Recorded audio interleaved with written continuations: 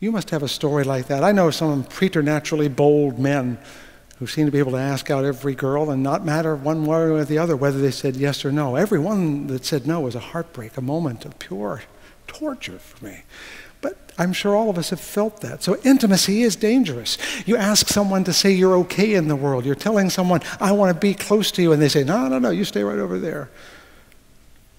It could be hard to risk it, which is why it's an adult relationship, because you're putting yourself on the line in front of another person. Can I be me, really me with you? Can I allow that person to be really her or him with me? Intimacy is powerful.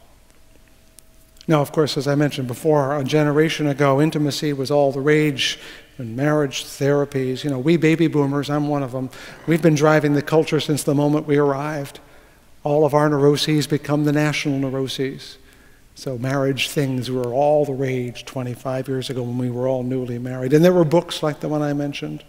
Things like Marriage Encounters. Boy, that sounds kind of foolish on the face of it, doesn't it? But we did them, didn't we? And just a few weeks ago, I'm reading in the New York Times Magazine a really interesting article about a woman who was in a good marriage and said, we should make it better. And I read it and I just shook my head. You know, sometimes you can improve something to death. And partly because I want to tell you the real secret of intimacy here. I really do have an insight here, and I want to get to it. Because all those therapies, all those notions of improving your marriage, of being more intimate, are designed to get you to touch your deepest self and listen to the other person and all that stuff, and that's fine, and it sounds great. But something has been nagging at me for a long time, and it took me a while to figure out what it is. About 30 years worth of marriage, in fact. That kind of intimacy is impossible. We extol it. We dream about it. It's in a movie. It's in a book. And we're enraptured by the thought of this kind of mingling of persons and souls. But it really is impossible. Ideal intimacy, that imagined perfection, is not possible because to share your whole self with another person presumes that you know your whole self. And I know for a fact that none of us know our entire selves. And I can prove it. I'd like you now to take a moment to look at your own ear. Okay, then the back of your head, if you can. That's a silly exercise, but it's important. There are a lot of things about yourself that you can't see. You can't see your own back. You can't see your own face. And of course, you can't see your own brain, and you don't know what's going on in it by looking at it. It's just there. Now, philosophers can explain why we don't know certain things about us, but it seems to me that we have to take this simple fact very seriously. We do not know all of who each of us are. Not only physically. There are parts of your story you don't know. How many of you remember being born? And yet it happened to you. One of the hardest things about losing parents eventually, and I've lost both of mine, is realizing that all the eyewitnesses to my arrival are now gone. And Lord knows I don't remember it. There are parts of my life that are better known to my wife and my brother and my two sisters than I remember, because I did something that passed over my brow and that it lodged in their memory. So I'm telling you that the kind of intimacy where you share everything about you with someone else is impossible, because you don't know what it is you have, at least all of it. Mr. Freud was very bright about this. He understood the unconscious. He understood that there was one, but it's deeper than that.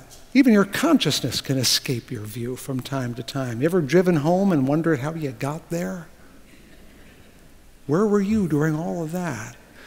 You see what I mean? So I want us to get over the idea that intimacy means sharing your whole self with another person as though you know your whole self. The thing that I want to give you is that intimacy is sharing what you know and what you don't know with someone, and letting them share what they know and what they don't know with you. It is both a light and a dark. This week in the Christian scriptures, a passage is being used that you may hear Matthew cite in a couple of weeks. It's that passage in Corinthians where Paul is speaking so eloquently about love. But it goes on after that. For we know only in part, and we prophesy only in part. But when the complete comes, the partial will come to an end. When I was a child, I spoke like a child, I thought like a child, I reasoned like a child. When I became an adult, I put an end to childish things. For now we see in a mirror, dimly. Then we will see face to face. Now I know only in part. Then I will know fully, even as I have been fully known. We know only in part. We only know part of our hearts, part of our lives, part of our thoughts, part of our world. And so when we are intimate with someone else, we are bestowing upon someone else stuff we don't even know we have. If you're a married human, officially or not, haven't you stumbled over the parts of you you didn't know you had? When your partner said something and suddenly you got really, really angry and you don't even know why, there was a part of you back there that just said, oops, don't forget, you don't know everything about yourself. Likewise, you discover that that other person reminds you of who you are that you do not know. That's the hardest part about intimacy. That other person is reminding you they know you in some ways better than you know you. Which is why they can push your buttons after all, right? So intimacy is this terribly delicate, fragile dance of showing and hiding, of touching and not touching, of being this close but not too close. What was it the poet Rainer Maria Rilke said? True love consists in this, that two solitudes protect and border and greet one another. The solitude of you is precious. Giving that solitude as a solitude to another is intimate. Having it respected as a solitude is intimate, because that's where I want you to go today. This essential hiddenness, because inside that hiddenness, be it in our own bodies or the mythic smoke on Mount Sinai or the recesses of the mind or the fog of Chinese mountains, inside that is a profound spiritual fact. How can I be me and not know me? And this is where I want to give you intimacy in a new light. Intimacy is accepting someone for what you know of them and what you don't know of them. Taking on the mystery of a person as well as the knowledge of a person. It is daring to reveal not only that you are known, but that you are unknown to someone else. Real intimacy, spiritual intimacy, adult intimacy embraces the stranger who lives with you. And that person embraces the stranger that you are. Entrusts inward shadows to someone else, not knowing whether or not they will own them and care for them. And I tell you, the act of entrusting your whole self, known and unknown, to another person is the most daring, courageous, and faithful act we can ever commit. Because you give your being into someone else's care.